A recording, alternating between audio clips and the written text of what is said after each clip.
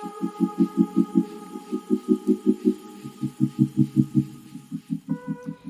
morning and merry meet, everyone. Happy Friday. Let's see what the dice have in store for us today. Okay, we have the number 1. And aren't these just as cute as they can be? Oh my goodness, aren't they cute? Okay, the number 1 is about evaluate. You must analyze your question. Maybe something you're asking for, you're not being very specific for. It's how you ask the question to get the answers that you want. You have to be very specific, and that way you have to know what you want, what you're trying to, what information you're trying to receive. And sometimes when we question things, we can question ourselves. But number 1 brings us back to the individual. It brings us back to ourselves. And whenever we are finding ourselves comparing ourselves to others, not feeling good enough, that sort of thing, that is definitely a time that we need to check in with ourselves and get ourselves right. We can't compare ourselves to others because there's no one else in the world like us. We are so unique in that aspect. So not one of us is the same. So yeah, you can't be like so-and-so because they are a totally different energetic expression than you. And right now, it's very important because this came up yesterday. Try not to make major changes right now, especially until after the new moon that we're having. I think it's on the 27th of this month of August. So be careful with that. Now we have the number 3, and let me see, can you see that good? Yeah. So the number 3 is about conflict, quarrels, and discord. This is, this can be about changes too. The number 3 is the sum of what the masculine and the energy, the masculine and the feminine energies coming together create. So this is about a creation. This is about, it can be about chaos, but if you don't know what you want, it's hard to manifest things. It's hard to make things happen because you're not stable in your standing. So it's very important that you really figure out what it is you want. I ask a lot of people, tell me about yourself. They start with their job. That's not you. Who are you?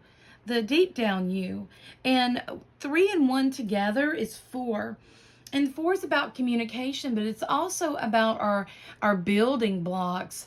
And 4 represents the earth, the air, the fire, and the water. So this is our building blocks for our world, this physical manifestation. That is our foundation. That is our security. And when I'm teaching, I always try to, first we start with the foundation.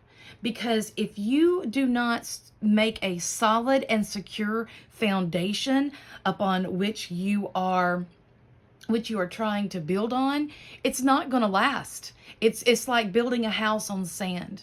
It's going to wash away. So the plans that you're doing, what you're doing, you need to be clear about what you want. You may, if your life is in chaos, it's because you're lacking that foundation. This is some inner work. Some of you may have to do a little bit of that digging down deep in what is termed shadow work nowadays. Anyway, that is your astragalomancy reading for today, and I will get on to our cartomancy reading. Hello everyone, happy Friday. This is our cartomancy reading for today. And yes, I'm using my beautiful cards. I'm telling you guys, I love these cards. Love them, love them, love them. Alrighty, let's see here. What do we have? Let's pull this out. Boom, boom, boom. Let's do this one. The 9 of Hearts, which is the 9 of Cups. And this is about being fulfilled. The 9 of Cups is kind of like you've reached a point in your life, and this represents a harvest season in essence, as in like a emotional kind of harvest season. In traditional tarot, we see where she is out. She's got this place spread out before her. This is a place of prosperity. It is a place of fulfillment. So that's stuff that that she's worked on, or the person in the card has worked on themselves. So this is about building that love within yourself, building your life from your heart. I'm not saying to throw caution to the wind, just follow your heart. What I'm saying is create from your heart. And when we create from our heart, we create things that last for a long time.